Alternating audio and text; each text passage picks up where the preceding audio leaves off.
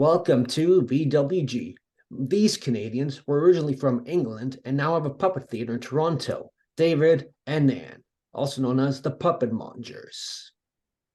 Mongers, like Mongers, yeah. fishmongers, warmongers, whoremongers. It's someone dealing with something that people really don't want to know about. Mhm.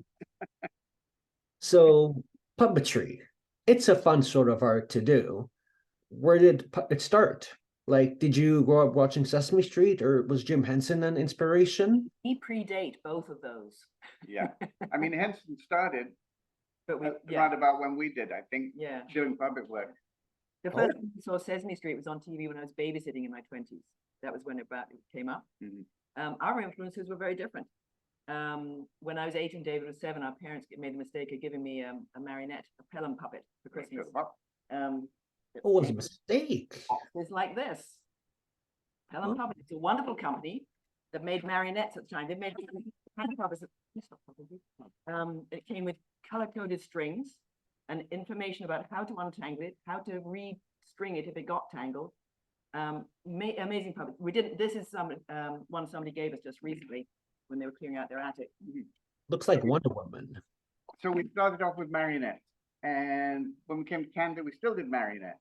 And I think I was making them, Anne and I were making them, and a local newspaper heard of us when we were in high school era, or Anne was just in university, and the library picked us up and had us build shows for the library. In Montreal, we lived at the time.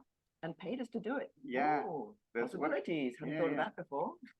Then Anne came to OCA before it had a D or a U attached, the Ontario College of Art, and then I joined her there. And quite early on, they said, "Oh, yeah, here's a room. Do your puppet stuff." And then when I wasn't quite ready to leave the college after 4 years, they gave me a scholarship and a puppetry class to teach in exchange. So very interesting. Coming at us anyway. Yeah. So when we were kids, though, the only puppet show we went to see was at the Little Angel Theatre in London, in Islington, which is Ronnie Drew now runs. Yeah. Oh, nice. Hey, Ronnie, if you're watching. Run by John Wright and his family at the time. Yes. Yeah. Because that was a marionette company at the time. I think they do all sorts of other things now. Yeah. Oh, very interesting. I'm going to put these two questions together. I originally sent them separately, but what if it's pop culture or your personal favorite? Who's your favorite Muppet or puppet character? Don't know the Muppets well enough to have a favorite anyway. Don't watch them much. They're fun. Or a person. We know some of the performers who do the puppets. Yeah. Jim Henson and his whole family were. They weren't friends, but they knew our work and they were very friendly to us. Jane was a fan. Yeah, and I think we've got some. He handed off some awards to us at different times in the States because he was always the president of everything. So, yeah, really lovely family. Yeah. And of our own puppets, it all depends really on the audience. You know, one day to another, the audience is different and the feel of the puppets is different, and yeah. But we're going to show you a few characters. We had all the marionettes at we were at the art school. We had all these marionettes hanging on a string in a room we were working in, and the string broke. And it was a room-length tangle of marionettes, all tangled with each other. We were able to rescue a few, and most of them we just said, forget it. And round about then, I'd seen someone doing a show.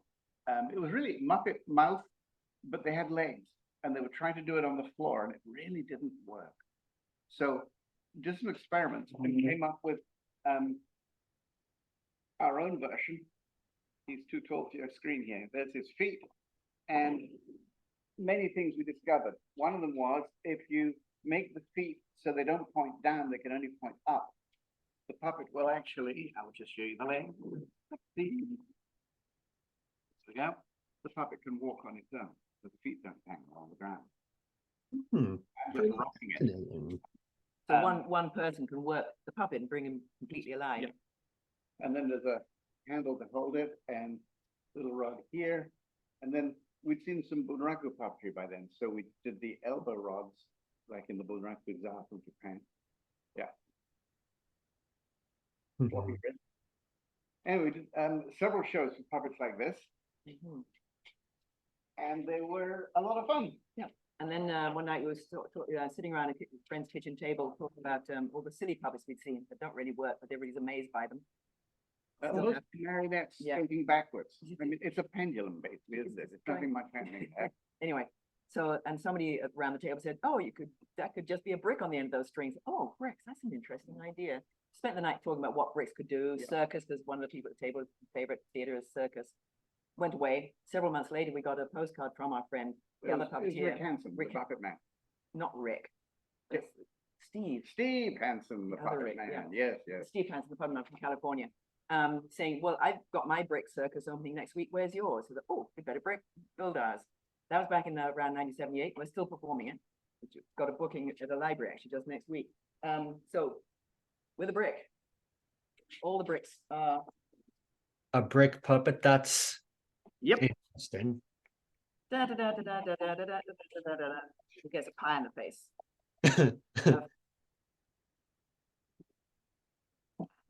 Stiff leather. It's this It's Hosmer. and a little costume. And here we have Kung Fu bricks.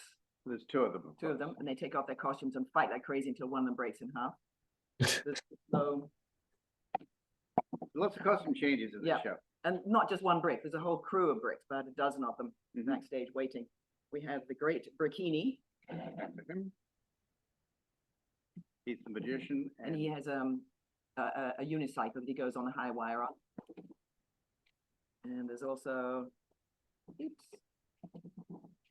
So it's all brick jokes. So there's Trixie LeBrick also. It's all She's upside their down. names. There she Well, is. she goes upside down on her tightrope. Yes, she does. Very daringly. She goes on tightrope very daringly. So it's just bricks in different costumes doing circus acts.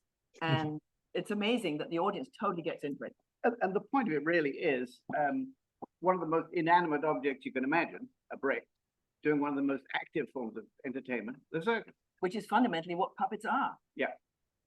And that show's taken us to Europe several times and across Mhm. Canada and the States and all around the place. And we get lovely comments. It's a funny show, though. It's really hard to book because when adults see it, they say, how could children enjoy this? We're having such a ball. They're rolling in the aisles laughing at it. Kids, when kids are seeing it and adults see the kids enjoying themselves, how could it be an adult show? The kids are enjoying it so much.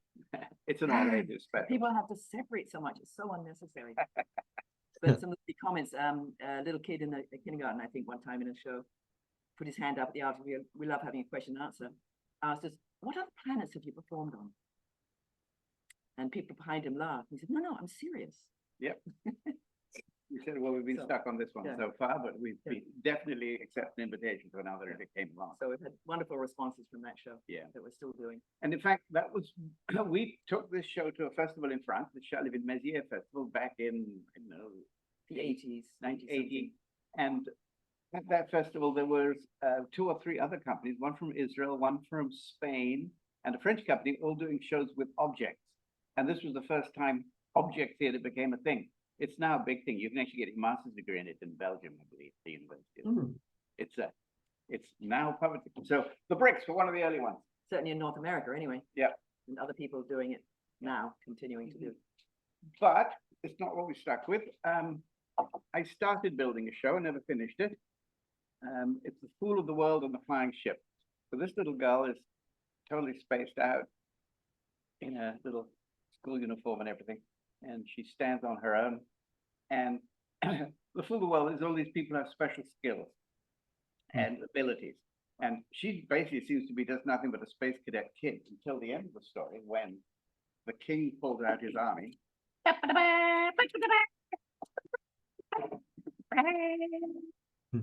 Tommy comes crashing out, grab him. And this is her big moment in life. She goes, Oh my gosh. and there's no Wow. Not scary at all. not at all. No. So Are you- we want all sorts of different ideas. So these guys are just flat metal hinged together. Once it's clearing up when I put them away. There goes the truth. So we figure puppetry is really a wide open art Mhm. form. So our approach really is we find a story we really like, and then we think, well, what's the puppetry that's going to best tell this story? And it might be a combination of different styles of puppetry within the story. Mhm. So when David was building that show, and I thought, oh, I'm going to be up the creek if he gets successful with his one-person show. What am I going to do? I better build one too. And I'd always really wanted to, I had a doll's house as a kid, but I wanted one with windows that opened. And I thought, doll's house, I could put a puppet show in that. So I built the big doll's house and do a very version of the Princess and the Pea in it. So the puppets, I brought some of them, all fit into a box. The entire cast of the show. It's sort of a Downton Abbey version of the Princess and the Pea. So some of them have bases so they can stand, but Bunraku style, each of them still has a little rod to the arm to make them move. And by moving her head like this, and nobody sees me. They don't see me working. I mean, you can. She's there, but they forget me. Yeah, she's forgotten. Unless I want to be there. Yeah. So there's no back on the doll's house. I'm standing behind it, working the puppets in all the 4 floors as they go up and down. So very, very different. That one too. And the fun thing there is that when Anne Ritchie built the show, she built the old nanny for the house who never really got a job in the show, but she made the puppet. And there was another character who's the odd job man in the show. And here we go. Yeah. So this is the puppet I built, just to be sort of in the background. So I figured in a palace, old-fashioned palace, the nanny would be there for generations, waiting for the next baby to be born. So that was her. For the show, I wear black because I play the part of the housekeeper when I want to be seen and part of the show. And you put your hair in a bun. And I've basically grown into her. Yeah, I was just about to say that she looks a little bit like you. Yes. Yeah. And then when I joined the show, this is the odd job man. I put on a fake moustache and wear the brown suit, and I'm him as well. So there are scenes where we come out front and do things, as well as, because the scale like this is beautiful, but it's a little hard for the audience to watch that scale for 45 minutes or longer. So we break it periodically with us being big, or with some projections and stuff, just carrying the story forward. But over the years, this guy, George, when I first built the show back in the 80s, had dark hair. But over the years, I've had to make grayer and grayer and grayer as David's hair became. And if we do it again, I've gone grayer still. Yeah. But it started out as actually as a solo show I built, and then we made it into a duo later. Yeah. What else we got? Oh, you mixed the helmet. Oh, the brick helmet. The brick's helmet, yes. There's a lovely. There's one act where the brick, a volunteer brick from the audience that we plant in the audience beforehand, is going to go in the cannon and get shot to the skies. And so he gets put in a safety helmet. Yeah, which is a toy rubber football turned inside out and made into a helmet. So we had a lot of making stuff for the show out of other things that are ordinary everyday things that could convert to be the scale for the puppets. A squeegee ketchup bottle with a brush on it became the vacuum, for instance, for the cleaning brick, clean up after the wild brick and so on. So fun like that. I was going to show this. We also worked on a show that was a Scots border story, The Ballad of Hamelin. And it's about a young guy who's been abducted by the Queen of the Fairies, who is a spooky character. And she has all her knights who ride with her. And so there was a scene where we wanted that. So this was a big show, and it had I don't know, 20-foot backdrop that was a cloth screen. And behind that, we had a bunch of these guys. Wow. It's big. I'll show you in scale. In fact, I'll stand next to it. How about that? Here we go. Big puppet. Based, in fact, on an idea from Thailand, Cambodia, but in Celtic looking. And we'd seen halogen lamp before that, which give a very sun-like crisp focus. So we had a series of lamps backstage, and we had a series of these puppets.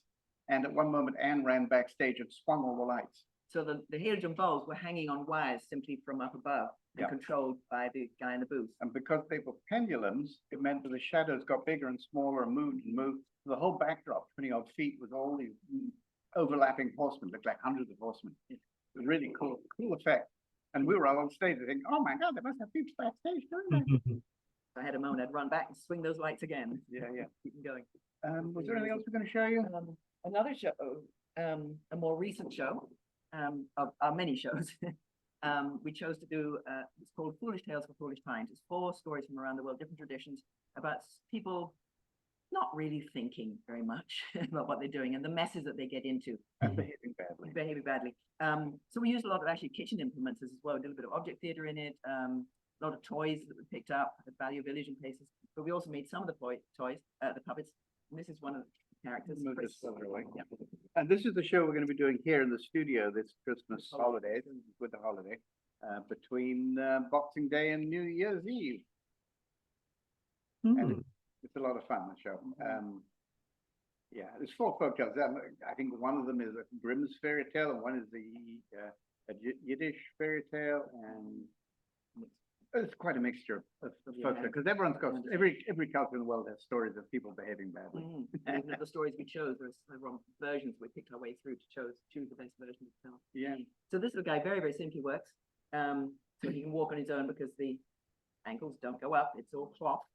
And actually I based the patterning of him, of his arms and his legs, on dolls that my daughter had, cloth dolls, where rather than making the legs absolutely straight, the arms absolutely straight, they're actually curved a little bit, and it makes it much more comfortable looking as he's walking along. It makes him easier to walk. And then very, very simply, he's just got a stick in the back that goes to his head, and that does everything for him because it goes through his body to his head. In fact, his hoodie is what holds his head on. Yeah, there we go. Oh my gosh, that's fun. And of course, being a puppet, I didn't have to put hair all the way around because you've got a hood up all the time. The shortcuts you can take, like So- if they need legs and stuff. So we've done, I can't remember how many shows over the almost 50 years. Most of them will be for families, but a few of them are for adults, like that one about with the Fairy Queen was for adults or for young adults. And one show we did was for adults. It was a historical one. In the early 1800s, there was matters of piracy happening in South China, in the sea. And we did a show about the woman who became a supreme admiral of all the pirate fleets. Quite an amazing story. Anyway, so in that show, we came up with all sorts of different types of puppet stuff. And what I'd like to show you now, very simple. There's a tradition of rod puppets in China that rods from behind. Now, I've made this really simple character. He's just bits of bamboo. He's all very loose. And the rod goes into his back. So there were scenes where we wanted fight scenes. If I can give myself enough room here. Here's 2 contestants. So they can flip. Wow. Very, very, and they're very, very energetic puppets. Very energetic, yeah, and on a small screen too. The idea with that was it's not like you can do the whole show like that, but you can definitely give the scene of a fight quite quickly and take it away and move on to what happens next. And the other thing too is to make them in a way, because so often people are making puppets, we catch ourselves doing this too, they're kind of precious and oh, if it falls off the table, it's going to break kind of stuff. These ones you could throw and smash and they don't break, or if they do, it's very easy to repair them. Yeah. It's like basic materials they're made of. Yes, but plywood and not even three-dimensional really. Yeah. No knees, no knees, no knees. You only need what you need. That's one of the things with puppets. If We they've got did- long skirts, do they need legs, for instance? We did a Cinderella that's set in Toronto in the early 1800s. And for the sisters, the stepsisters, we built them so that they did quite different movements. One of them head does this, and that sort of gave us the voice. And the other one's head does this. And so mechanics of the puppet lead you to who the character is and what their voice is. It's fine. That's one thing actually we find we do. We don't write a script and then build to the script, because the puppets aren't actors, they are the characters. We have to discover and explore those puppets, the characters, when we're building them. And you find that the puppet actually tells you how it wants to speak And and move maybe and even the everything. exact Yeah. words that it's going to Yeah. say. We So- write the script down later. but- Yeah, so it all comes out really more in rehearsal. I mean, we've been talking about it all the way along, but in rehearsal is when we really start to find their characters and how they express themselves as individuals, as the characters in the story. Move it forward. Yep. As a different approach. Yeah. Okay. We also run the Toronto School of Puppetry, Yes. which is sometimes here. I'll just show the studio. Taking a tour here. That was a big blank wall. That's thrilling. Lots of machinery and tools over there. Looks so dangerous, but I know it's not dangerous. That's just half of the place. The other half is storage and equipment and toys and other stuff. And an office and Yeah. library and a collection of puppets from around the world. And Yeah, Yeah. it's stacked with stuff. Yeah, so we also call on the strengths of other puppeteers or even theatre people to add in to the classes that are offered. We've just run a couple so far. We've got a couple more coming up this fall. There's more in winter and spring of next year with all sorts of people. And they're not all just locals. Since the COVID, of course, people are used to Zooming. So quite a few of the classes are actually offered online only. And people across Canada, Yeah. puppeteers that we know. Yeah. Hmm. And it's also, even from our own experience, really, puppetry isn't just about how to build the different kinds of puppets. It's also so much else. It's about teaching your puppets to act. It's about music, it's direction, drama, it's storytelling, it's staging, so much stuff else. So we try and bring people in to teach that stuff also. And in June of every year, pretty much, we have a 1 or 2 day festival we call the Fresh Ideas in Puppetry. And it's a workshop, it's a festival of things that are being workshopped, things that are not complete, things that aren't out there touring already. Not of our own. No. But other people send us their proposals and we select. Yeah, so the daytime is people talking about projects they're working on or ideas they have and they want to discuss with the audience and stuff. And then the evening is a series of short pieces that people have got from things they're working on. So we keep ourselves busy in the puppetry community here. It's all about connecting the community too. And, Yeah. You know, Oh, yes. find themselves working in their kitchens a lot. They don't have a lot of money for studio space.